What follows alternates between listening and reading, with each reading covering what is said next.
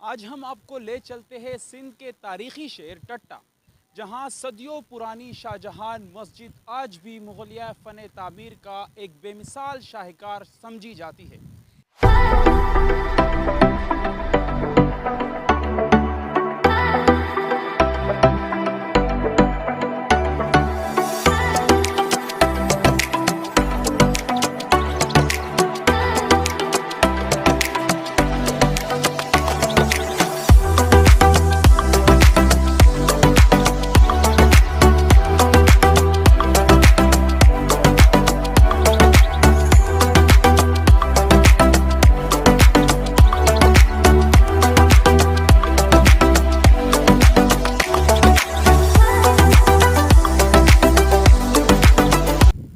السلام علیکم، میں ہوں آپ کا ہوسٹ اور میزبان نوید خان۔ ناظرین، آپ اس وقت دیکھ رہے ہیں سوچ ڈیجیٹل۔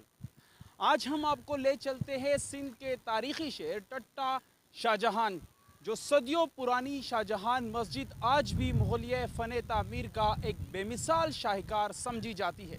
یہ مسجد مغل بادشاہ شاہجہان کے حکم پر 1644 میں تعمیر ہونا شروع ہوئی اور چند برسوں میں مکمل ہوئی۔ روایت ہے کہ شاہجہان نے ٹٹا کے لوگوں کی مہمان نوازی سے متاثر ہو کر ان کے لیے یہ عظیم مسجد تعمیر کروائی۔ شاہجہان مسجد اپنی دلکش نیل ٹائلوں، نفیس اینٹوں کی کارکردگی اور 99 میناروں کی وجہ سے دنیا بھر میں منفرد مقام رکھتی ہے۔ حیرت انگیز بات یہ ہے کہ اس مسجد میں کوئی مینار موجود نہیں۔ یہ تاریخی مسجد نہ صرف سندھ بلکہ پورے پاکستان کے ثقافتی ورثے کی علامت ہے، جہاں ہر سال ہزاروں ملکی و غیر ملکی سیاح اس کے حسن اور تاریخی عظمت کو دیکھنے کے لیے آتے ہیں۔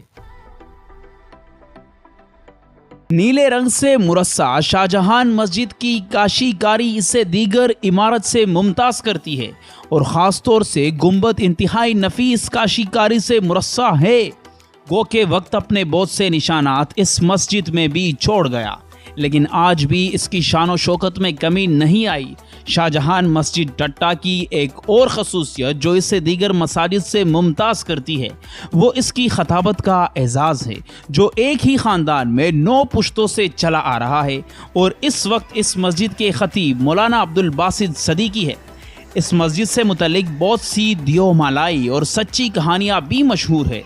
کچھ لوگوں کا خیال ہے کہ اس کی حفاظت جنات کرتے ہیں۔ کچھ کتابوں میں یہ بھی درج ہے کہ یہ مسجد اس جگہ پر بنی ہوئی ہے جہاں جلاوطنی کے زمانے میں مغل بادشاہ شاہجہان نماز کی ادائیگی کرتا تھا، لیکن اس وقت یہ بہت چھوٹی سی ایک مسجد تھی۔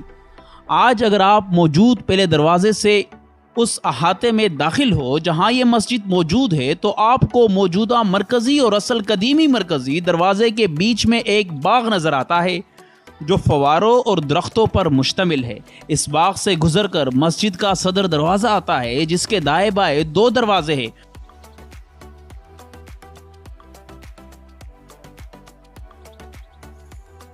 دونوں دروازوں کے سامنے وضو کرنے کے لیے تالاب موجود ہے۔ ایک حصہ مسجد کی جانب اور دوسرا حصہ مدرسے کی جانب ہے۔ اندر داخل ہونے کے بعد درمیان میں ایک قلعہ سین اور دونوں جانب صحرابوں کی قطاریں ہیں، جن پر گنبد استادہ صحن سے گزرنے کے بعد بالکل سامنے مرکزی گنبد کے عین نیچے ممبر ہے، جو اس پورے بازگشت کے نظام کا مرکز ہے۔ اس مسجد میں نیلا رنگ نمایاں ہے، جو سندھ کی درویشانہ ثقافت کی نمائندگی بھی کرتا ہے، لیکن آپ جا بجا بینگنی، سبز، فیروزی اور نیلا رنگ دیکھ سکیں گے۔ اس کی ایک اور خاص بات یہ بھی ہے کہ یہ مقامی طور پر تیار کردہ اینٹوں سے بنائی گئی ہے، اور کاشی کاری کا سارا کام بھی ٹٹا کے مقامی کاریگروں کا ہی ہے۔